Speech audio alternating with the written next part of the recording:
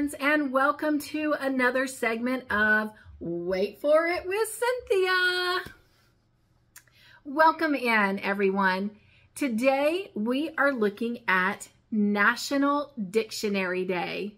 So today I am going to give you some interesting facts about some of the words that you can find in the dictionary. Some of the oldest words in the English language that you can find in the dictionary are words like I, we, who, what, where, how, one, two, three, ma, pa. I'm sure you recognize those words and you use them quite often in your daily conversations. But what about the year of 2022? What are some of the new words that have been added to the dictionary? We're going to look at 8 new words that have been added this year in 2022. The first one, it's already existed in the dictionary, but this time it's using it as a conjunction, and it is the word because, and it means by reason of. The second word added in 2022 is an abbreviation of TBH, and it stands for to be honest. The third word is fluffernutter. It is used as a noun. It describes a sandwich that entails spreading peanut butter and a marshmallow spread on white bread. The fourth word that has been added is an interjection. It is actually a combination of 3 words. It is used in conversation, especially in a humorous way. Let me spell it for you, and then I'm going to pronounce it. It is A-M-I-R-I-T-E, and it is pronounced. Am I right? And the 5th word that has been added in 2022 is copypasta. It is used as a noun, and it refers to any type of data, including text, that has been copied and spread online, ranging from lighthearted memes to serious political messages. The 6th word that has been added is used as a verb, and it is called deplatform. And this refers to taking any sort of speaking platform away from somebody, especially someone off of a large communication platform, such as kicking them off of social media. The 7th word that has been added is used as a noun, and it's called whataboutism. It refers to the act of responding to an accusation by saying that somebody else committed an offense that was the same or worse. An example of that would be, sure, I was late to work, but what about the guy who didn't even show up today? And our final word that has been added in 2022 is also abbreviation, and it has the letters FTW, and it stands for the win. It is used in social media commentary or when stating approval for something. For examples, Friday's off for the win. All right, the next segment we're going to look at is the 15 most interesting words that you will find in the dictionary. The first one is serendipity. It means happy and an unexpected discovery or event. So a happy and unexpected discovery or event. Word number 2 is gobbledygook. It was a word invented by Maury Maverick, who was a U.S. politician. It was first used in 1944 when he gave a speech to describe a text riddled with official jargon and extremely complex sentence structure. The third word that is interesting in the English dictionary is scrumptious. It is a word that refers to a delicious dish. All right. The fourth fascinating word is Agastophia. And it expresses fascination or love, like a fetish, for a particular part of the human body. It at first appeared in the book Depraved English. You may not find this word, Agastophia, in an actual dictionary. The fifth word that is considered interesting is half-pace. I had never heard of this word, and I did not know the definition of this word even had a name. But here we go. It's the landing, particularly, but not just any landing, but particularly the part that refers to the small landing that you'll find at the top of a flight of stairs where you have to turn and take another flight. So whether you're going up or going down, you have to walk across a half pace to get to the other flight of stairs. I just thought it was part of the stairs. So learn something new there. All right, the sixth most interesting word in the English dictionary is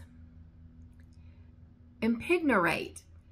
This word has charm of another error, and it simply means to mortgage. Learn something new again. The seventh word is gentacular. When getting out of bed in the morning, if you are offered a gentacular cup of tea, don't be offended. It means just about anything. In this case, it's talking about tea, but it could be anything related to breakfast. So we should enjoy having a gentacular day and starting it off right with breakfast. The eighth interesting word in the English dictionary is nudistern. It refers to 2 days ago. It has fallen into disuse, and although it is far more melodious than saying the day before yesterday. The ninth interesting word in the English dictionary, it is spelled Q-U-I-R-E, and it is pronounced quire. It refers to 24 or 25 sheets of paper. It's a lot easier to say, may I have a quire, than rather than saying 24 or 25 sheets of paper. The 10th interesting word is yarborough. It is a useful term for daily life, especially if you play bridge, in which case you may already be familiar with it. Having a hand no higher than 9, that's a yarborough hand. The 11th interesting word is titanope, and its definition is the scattering of crumbs left on one side of the plate. So you might have a few grains of rice at the bottom of the bowl, or you may have a few drops remaining in your glass, and it is referred to as titanope. The 12th interesting word is called winkle picker. These are shoes with a sharp point that is used to evoke as utensils used to prize winkles from their shell. Winkle is a shore-dwelling mollusk with a spiral shell. The 13th most interesting word is eulatricuous, and it means people with curly hair. The 14th most interesting word is, okay, this is a long word. I'm going to spell it for you first. It is Kakorrhaphophobia.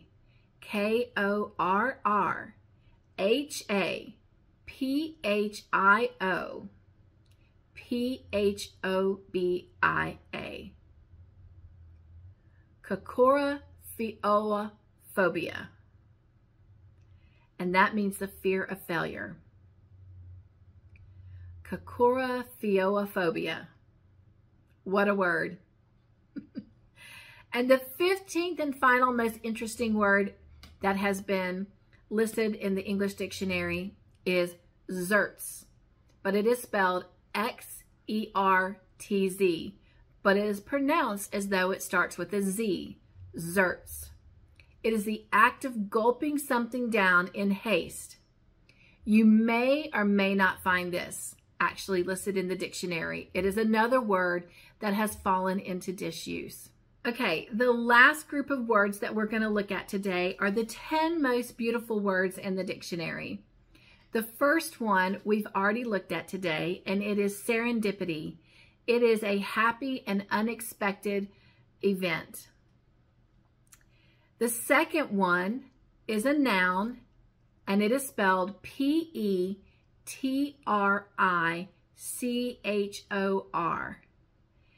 and it is pronounced petrichor. It is the pleasant earthly smell after rain. I definitely love petrichor. The third most beautiful word is an adjective, and it is supine, and it means lying face upwards. I like to be supine when I am looking at the clouds, or I love being supine when I am looking at the stars. The fourth most beautiful word in the dictionary is a noun, and it's called solitude, and it is a state of seclusion or isolation. The fifth most beautiful word is a noun, and it is aurora. It is spelled A-U-R-O-R-A, and it means the dawn in the early morning. The sixth most beautiful word is an adjective, and it is the word idyllic, and it is spelled I-D-Y-L-L-I-C, and it means extremely happy, peaceful, or picturesque. The seventh most beautiful word in the dictionary is a noun, and it is pronounced clinomania. It is spelled C-L-I-N-O-M-A-N-I-A. It is an excessive desire to stay in bed. How many of you are clinomanias?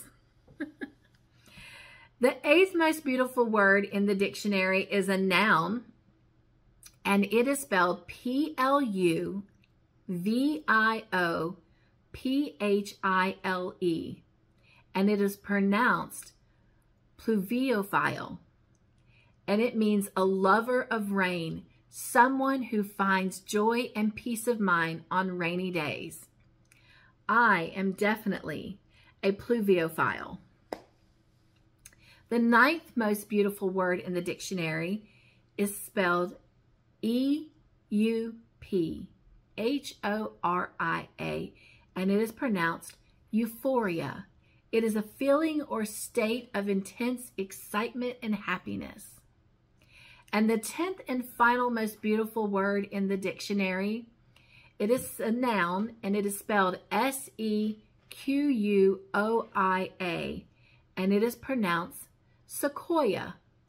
It is a 7-letter word that contains the letter Q and all 5 vowels. The definition of it is it's a redwood tree, and to be specific, a sequoia is a California redwood tree. Well, these are some interesting words about our dictionary. I know that back in the day, we would go to a dictionary to look up words. Today, we have so many ways to find the definition, the meaning, the use, the verbiage, you know, whether it's a pronoun, a noun, a verb, an adjective, a conjunction. Either way, we can go to our phones, we can go to Google, Wikipedia. There's so many ways to find out definitions of words, but how fascinating is the English language. Thank you for joining me today for this special segment of National Dictionary Day. I hope you learned a few things. I know I did along the way. And thank you for joining me. Can't wait to see you in the next segment. And until then, be joyful, my friends. And wait for it with Cynthia. Bye.